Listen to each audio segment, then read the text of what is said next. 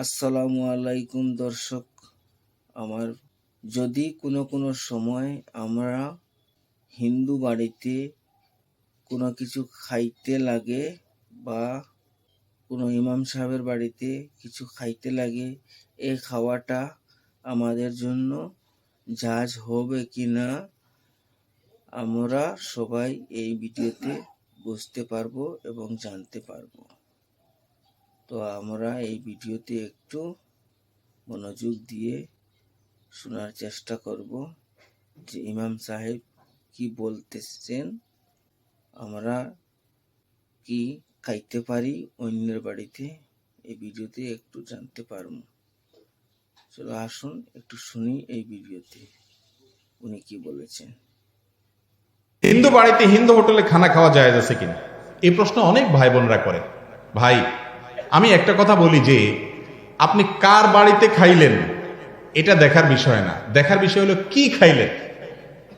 ইমাম সাহেবের বাড়িতে বসে যদি হারাম খান তাহলে সেটা হারাম হবে, আবার যদি একজন হিন্দুর বাড়িতে বসে হালালটা খান তাহলে খাওয়াটা কি হবে?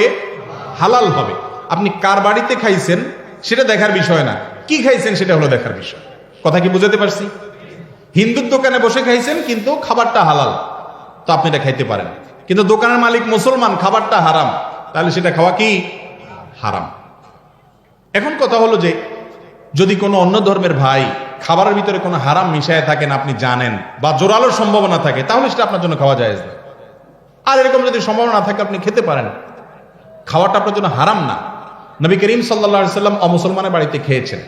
আমরা মনে করি আমাদের সমাজে হিন্দু বা অন্য ধর্মের লোক যারা আছে তাদের সাথে বোধহয় আমাদের কোনো কথাবার্তা বললেও মনে গুনাহ হবে না। ভাই, ইসলাম আমাদেরকে এটা বলেনি। তাদেরকে বরং আপনার সুন্দর আচরণ দ্বারা ইসলামের সৌন্দর্য প্রকাশ করবেন। নবী করিম সাল্লাল্লাহু আলাইহি সাল্লামের একজন কাজের লোক ছিল ইহুদি, সেবক ছিল ইহুদি। আমি বলি আজকাল যদি কোনো ইমাম সাহেব যদি কোনো হিন্দুকে তার নিজের বাসায় কাজের লোক হিসাবে নিয়োগ দেয়, ড্রাইভার রাখে, চাকরি থাকবে ইমাম সাহেবের? অথচ আমার নবী করিম সাল্লাল্লাহু আলাইহি সাল্লামের কাজের লোক সেবক হিসাবে একজন ইহুদিকে নিয়োগ দিয়েছে, এবং সে যখন অসুস্থ হয়েছে তিনি তার বাড়িতে দেখতে গেছেন। তাহলে বোঝা গেছে অমুসলমানরা তাদেরকে সেবা করতে যাওয়া, খেদমত করা, উপকার করা, তাদের বাড়িতে যদি দাওয়াত দেয় আপনি খেতে পারেন। তবে হ্যাঁ, অন্তরের অন্তঃস্থল থেকে যদি আপনি বন্ধুরূপে গ্রহণ করেন এবং মনে করেন না আমরাই তো, কোনো ভেদাভেদ নাই, এবং আল্লাহর শানে যে বৈরিতা বন্ধুতা সেটা যদি আপনার মধ্যে না থাকে, তাহলে ইমান নিয়ে টানাটানি হবে, সেটা ভিন্ন জিনিস। বাকি সামাজিক সম্প্রীতি বজায় রাখা, একসাথে সুখ শান্তিতে বসবাস করার জন্য একে অন্যের উপকার করা, পাশাপাশি দাঁড়ানো, এটা দোষ নাই, বরং এটা নির্দেশ আল্লাহ করেছেন। নির্দেশ করেছেন বলতে ন্যায়নিষ্ঠ আচরণ করতে আল্লাহ নির্দেশ করেছেন। লা ইয়ানহাকুমুল্লাহু আনিল্লাযিনা লাম ইউকাতিলুকুম ফিদ-দীন, এই আয়াতের মধ্যে আল্লাহ বলেছেন।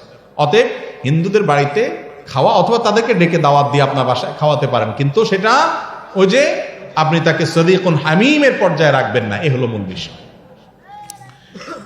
এরপরে প্রশ্ন হলো, সিজদা বড় করতে গিয়ে ভুলে যায় প্রথম না দ্বিতীয়, প্রথম সিজদা অল্প তাসবিহ পড়ে দ্বিতীয় সিজদা লম্বা করা যাবে কিনা?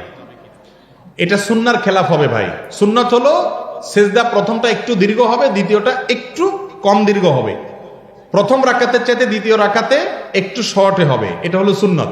আপনি যদি দ্বিতীয়টারে বড় করেন তাহলে এটা সুন্নতের কি হবে? উল্টা হবে। সুন্নতের উল্টা হলে আপনি সেটা সওয়াব থেকে বঞ্চিত হলেন। প্রথমটাকে একটু লম্বা করবেন, লম্বা করলে আপনার স্মরণ থাকে না, তো স্মরণ রাখার জন্য নিজের সাথে লড়াই করতে হবে। এরপরে প্রশ্ন হলো, ছোট বাচ্চা পেশাব করলে কাপড় চেঞ্জ করে নামাজ পড়লে নামাজ হবে কিনা? হবে। অনেকে মনে করে ছোট বাচ্চা গায়ে পেশাব করলে পুরো শরীর গোসল করতে হবে, এমন কোনো কথা নাই ভাই। যে কাপড়ে লাগছে শুধু ওই জায়গাটা ধুয়ে ফেললেন, কাপড়টা চেঞ্জ করলেন, বা কাপড় ওই জায়গাটা ধুয়ে ফেললেন, তাতে আপনার নামাজ হয়ে যাবে।